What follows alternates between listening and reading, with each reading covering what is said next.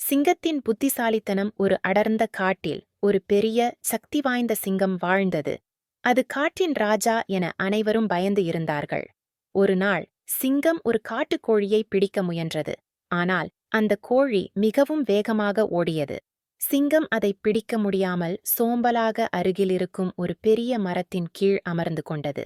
அப்போது ஒரு நரி அங்கு வந்தது.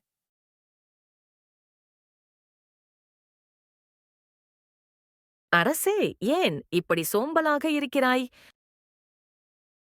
நான் இன்றைக்கு வேட்டையாட முடியவில்லை. எனக்கு பசிக்கிறது.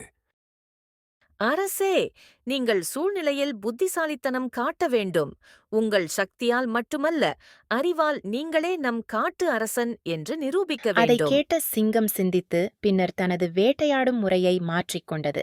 அது இனி நேராக ஓடிப் பிடிக்காமல் சூழ்ச்சியுடன் வேட்டையாட ஆரம்பித்தது. இன்று வரை சிங்கம் ஒரு புத்திசாலியான வேட்டைக்காரனாகவே இருந்து வருகிறது. கதை நியாயம். சக்தி மட்டுமல்ல, புத்திசாலித்தனமும் முக்கியம்.